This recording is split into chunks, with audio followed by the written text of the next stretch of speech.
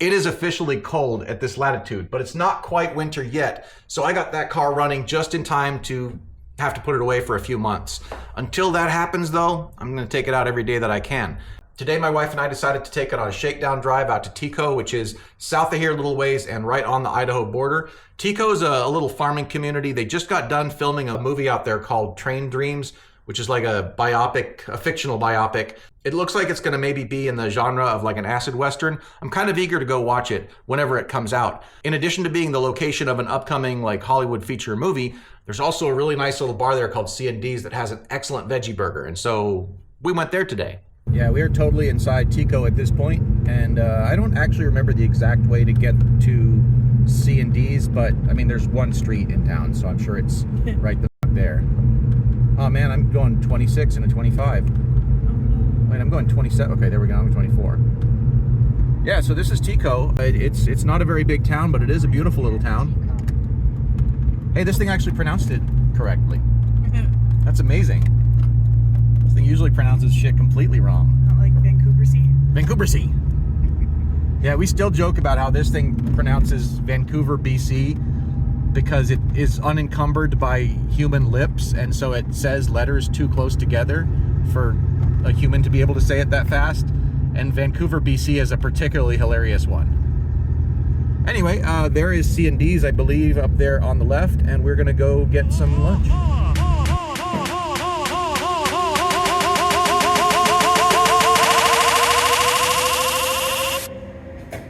Turn down for what? That was also kind of a shakedown because I've done a lot of disassembly and reassembly on this car, and I want to be able to trust it on longer drives. So this was just an hour out of town and an hour back. It did everything great. I did learn something though. There is a bit of looseness up front, and I think I know what that is, but thankfully I put away something already that I think will address that. The control arms on Fox and SN95 and New Edge Mustangs have kind of a weird property about them in that they have a ball joint under tension on the control arms. So the control arms themselves have a coil spring pushing down on them, and that coil spring is pulling down on the ball joint, which is then tied to the strut, which means that the weight of the car is actually resting on a ball joint that is being pulled apart. That's a little unusual. In most vehicles where there's a ball joint in the suspension, the ball joint itself is either not under pressure or tension, it's just for lateral control, or it's under pressure, which means that whenever it's starting to wear out, it gives you a lot of notice before it actually catastrophically fails. So you have a long time of it making a lot of noise and being sloppy before it finally gives up and you have a real bad day. Those guys is the topic of this video, and that is the elusive M-3075-D Cobra front control arms that were offered for 2003 and 2004 Mustangs. This here is the Cobra control arm that is made for 2003 through 2004 Cobras, and as far as I know, the stamping is the same as the stamping on the 99 Plus lower control arms. It just has a low friction ball joint here, and it also has a unique bushing on the rear. Frame side bushing, it's like supposedly 50% stiffer. Other than that, it's supposed to be the same. There is a rumor that the location of the ball joint is actually a 1/4 inch farther forward, which would increase your wheelbase by a 1/4 inch and also increase your caster angle a little bit. I don't know whether or not that's true. I tried when I took the lower control arms off of my 96 Mustang when I was replacing those. I took the ball joint out of them and tried to overlay that arm over this arm, but because they're kind of a complex shape, I wasn't able to absolutely be certain that it is or isn't centered in there.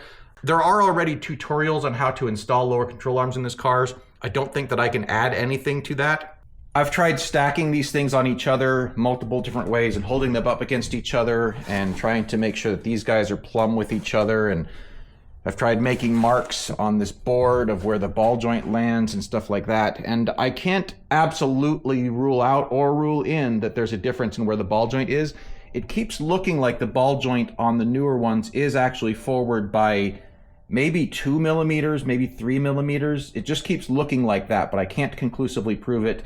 I'm not in a position to build a jig or anything that I'd be able to precisely measure. And this is all academic since you can't buy these anymore anyways. But it's still kind of interesting. The real difference is, the biggest differences that you'll find in these is that this part here is scalloped out more. So for example, if I look at it like this, you can see that there's a big difference in how this is scalloped away. This is the back or trailing area where a wheel would go into when you're turning around a corner really sharply, and there's just more room for wider wheels.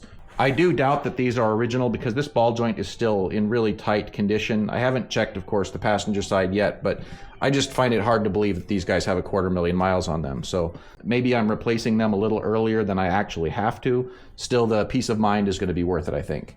Something to call to your attention is that these guys here are not yet tight. I had this thing suspended by the frame on jack stands previously, and so with these guys left loose, the bushings are able to get to their neutral position when I put the weight of the vehicle on the tires. Now that the weight of the vehicle is being suspended by the tires and by the springs and everything, now I can torque these guys down appropriately and they'll be at the neutral position with the car at its neutral position. It's a small detail, but it does make a big difference in the overall life of components.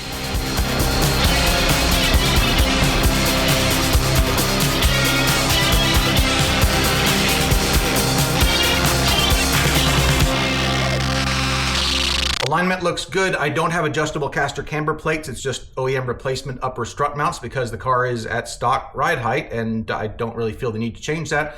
I do have a camber gauge that I could stick on the wheels and see something I couldn't do anything about, so there's no point in doing that. Toe is nice. I've got that set with just tiny little bit of toe in.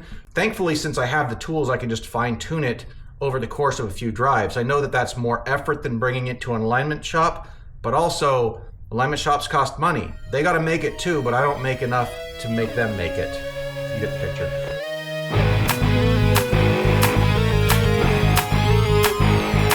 That ended up pretty good for two reasons. First off, I got Taco Bell, which is awesome. The second reason, the car feels really good to drive now. The new control arms, by whatever part of them is better than the old ones, felt nice and tight. There was no new noises. It just felt nice and composed and everything. So that's a win in my book. I hope you learned a little something about those now long since discontinued Ford arms. I'm sorry I wasn't able to conclusively put to bed the thing about the ball joint location.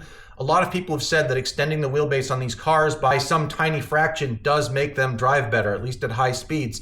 And I'm inclined to believe them. That tends to be the prevailing wisdom. So if I had the opportunity to extend the wheelbase, I'm not sure how big of a deal a 1/4 inch is, honestly, but you can extend it like I think 3/4 of an inch or about an inch with certain aftermarket cradles and control arms. And so, you know, if I hit one of the magic money trees, maybe in the future, I'll go that direction. For now though, it feels really good to drive. Taco Bell makes a tasty taco, and thanks for watching.